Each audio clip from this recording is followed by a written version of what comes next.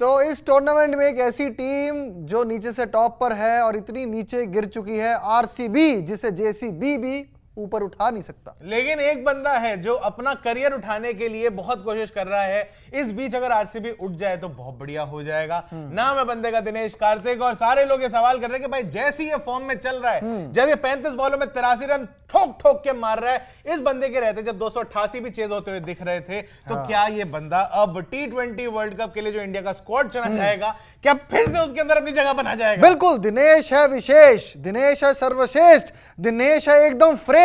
आकाश भाई इस बार हमारे साथ अभी नहीं है टूर्नामेंट में साथ कवर करने के लिए, तो ये उन्हीं की लाइनें चेप रहे हैं। I am missing him. अरे यार कोई बात नहीं जी, लेकिन दिनेश कार्तिक के ऊपर बड़ी सारी बातें चल रही है कि क्या उनको सेलेक्ट होना चाहिए T20 वर्ल्ड कप के इंडियन स्क्वाड के लिए, या फिर नहीं होना चाहिए? हाँ, बिल्कुल होना चाहिए। क्यों होना चाहिए भैया? अब ये अच्छा क्यों होना चाहिए मैं बताता हूँ, मैं सब लिख के लाया हूँ। अच्छा ठीक है, उनके स्कोर बताता हूँ अब तक के। हाँ ठीक है, पहला मैच 38 फ्रॉम 26 बॉल्स, बहुत बढ़िया। दूसरा 28 फ्रॉम 10 बॉल्स, ओके जी। तीसरा मैच 20 फ्रॉम 8 बॉल्स, चौथे मैच में अपॉर्चुनिटी थी पर कुछ कर नहीं पाए, 4 फ्रॉम 8 बॉल्स। होता ठीक है, उसका अगले मैच में बैटिंग नहीं आई थी।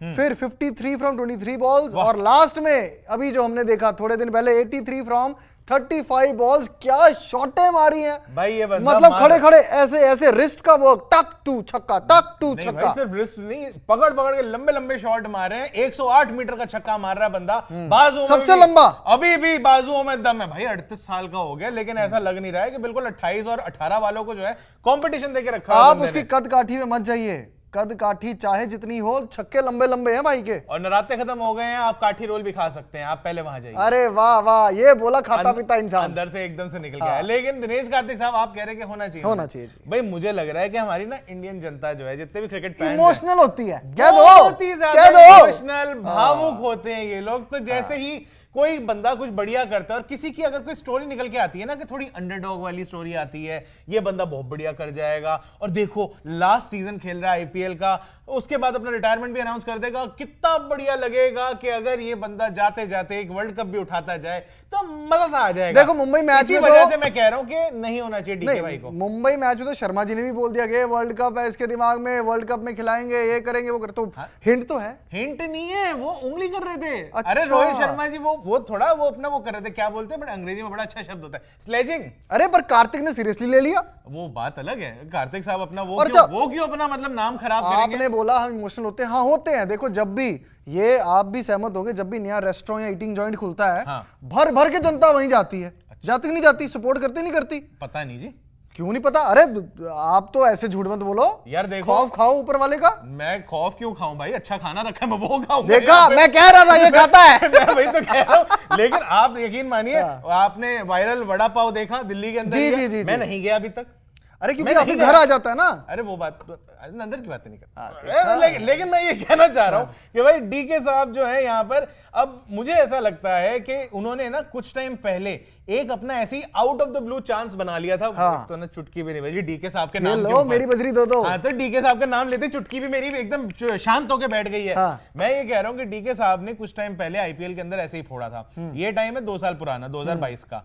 यहाँ पर उन्होंने फोड़ा, रख के फोड़ा, और उसके बाद सारे लोग ऐसे ही भावुक हो गए कि सबके फोड़े हो गए, पर डीके ने परफॉर्म नहीं किया था उस वर्ल्ड कप में। एग्जैक्टली माय पॉइंट कि भाई डीके साहब को वर्ल्ड कप लेके जाओ भाई साहब। रीले बन रही है उनकी, स्लो मोशन धुएं में से निकल के आ रहे हैं, और साउथ इंडियन म्यूजिक और सारा बढ़िया वो भाई वो चल रहा है ना रॉकी भाई वाला टाइप का, वैसे चलते हैं। तो उसमें भाई रीले बन रही है उनकी। लेकिन बाद में जब वो गए, उनके भाई साहब उनके रीले क्या बन गई है, उनके तो बाद में बन गए, इनसे कुछ हो नहीं पा रहा है। वो कह रहे हैं कि भाई साहब 30 सेकंड ही परफॉर्म कर रहे हैं, ये इनसे तो लॉन्गर फॉर्म में चाहिए था परफॉर्मेंस। वही ना, Kartik tock tick Kartik talk Kartik, तभी तो छोटा परफॉर्म कर रहे थे। 30 सेकंड्स बैन हो गए जी यहाँ पे तो, तभी तो। लेकिन भाई यही तो दिक्कत है ना। अगर आपको मैं 2022 के स्टैट्स बताता हूं तो भाई उससे आप देखो 16 मैच के अंदर इन्होंने यहां पर 55 का एवरेज बना के रखा हुआ था, और अपना 183 से ऊपर का स्ट्राइक रेट था, रन बना दिए थे 330। ठीक है जी। उसके 2023 की भी बताओ। 2023 में फिर आप देखो असली रंग निकल के सामने आ गए थे कि भाई 13 मैच के अंदर उन्होंने 140 रन ही बनाए,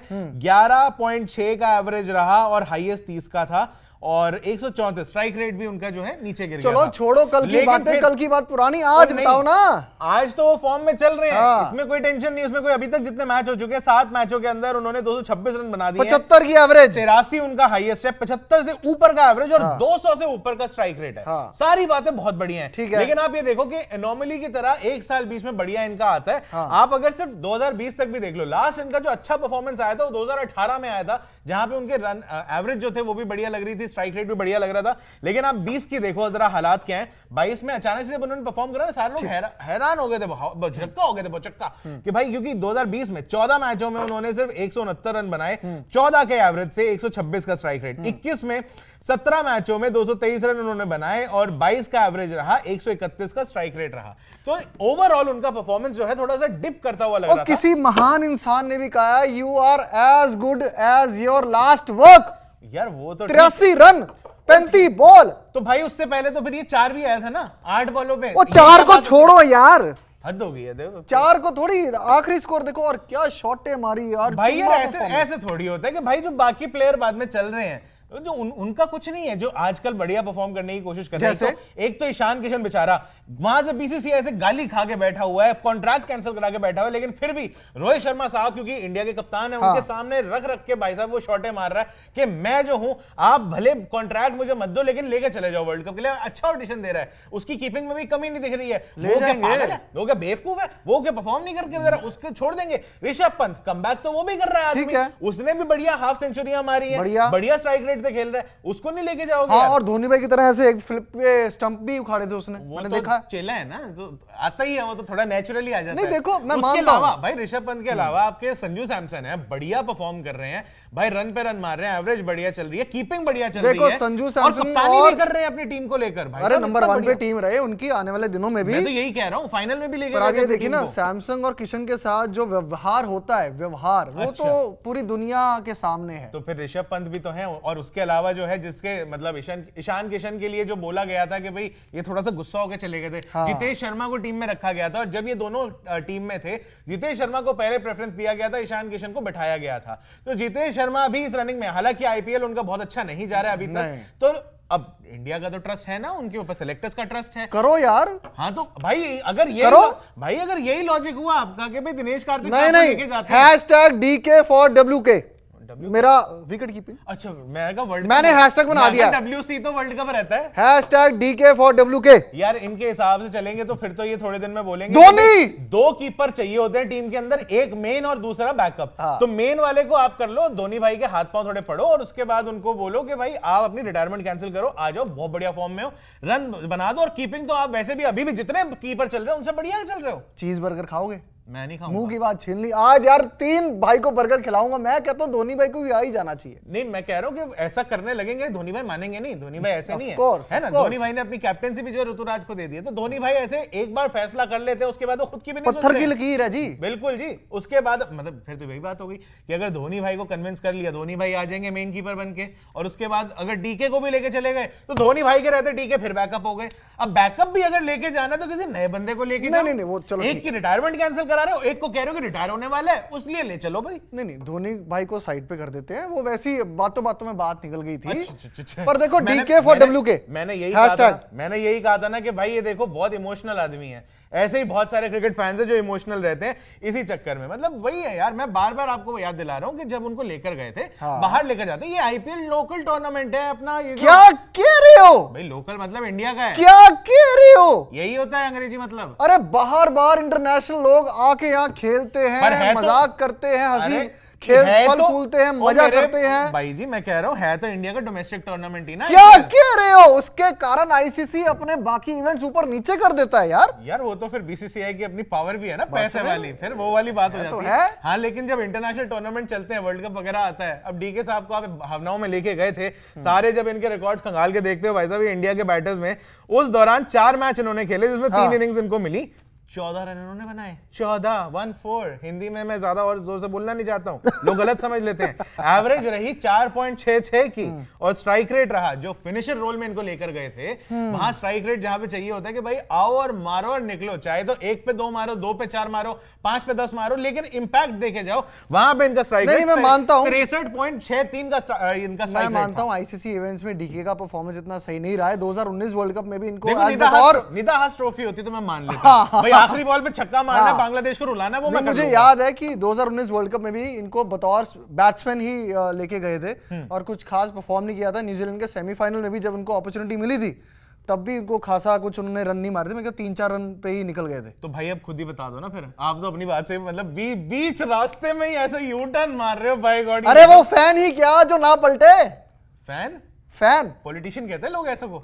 अच्छा हाँ उन्हें ये भी कहते हैं, ये भी कहते हैं, लेकिन यार ये आप लोग के ऊपर है। कार्तिक साहब के हमने स्टार्ट जो है रख दिए, बहुत सारे लोग उनके फेवर में भी बोल रहे हैं, बहुत सारे लोग ये भी कह रहे हैं कि यार ये बात थोड़ी होती है कि धोनी की शैडो में रहे अगर पूरे करियर में, तो अब उनको दोबारा से लेके आओ और फिर ऋषभ पंत जैसों को शैडो में रख दो डीके की, ऐसे तो नहीं होता। तो मेरे हिसाब से तो डीके साहब बहुत बढ़िया कर रहे हैं, आगे और बढ़िया करते रहे, लेकिन जितने यंग गन्स हैं उनको पहले प्रेफरेंस मिलनी चाहिए वर्ल्ड कप में जाने के लिए, क्योंकि ये आप इन्वेस्ट कर रहे हो आगे के मतलब इंडिया के क्रिकेटिंग फ्यूचर के ऊपर भी। तो मेरे हिसाब से डीके साहब आप बढ़िया करो, लेकिन वर्ल्ड कप स्क्वाड में इनको मत लेके जाओ, कोई और लेके। बाकी आपको क्या लगता है यंग गन्स वर्सेस एक्सपीरियंस कौन होना चाहिए टीम में, कमेंट सेक्शन में आप कर सकते हो। ओके टाटा बाय बाय कर दिए, बिल्कुल कर दिया। बाकी आप जी स्विच को जो है हर जगह पे फॉलो कर लो, सब्सक्राइब कर लो, लाइक कर लो, यूट्यूब पे, फेसबुक पे, इंस्टा पे, हर तरह का कंटेंट वहां पे मिलता रहेगा। क्रिकेट से लेकर भाई साहब आपको पॉलिटिक्स मिल जाएगा, न्यूज मिल जाएगी, एंटरटेनमेंट मिल जाएगा, सब कुछ मिल जाएगा वहां पे। ठीक है जी, अभी फिलहाल के लिए इतना ही। मेरा नाम है अभिषेक मनचंदा। मेरा नाम है रमेश, देखते रहिए जी स्विच।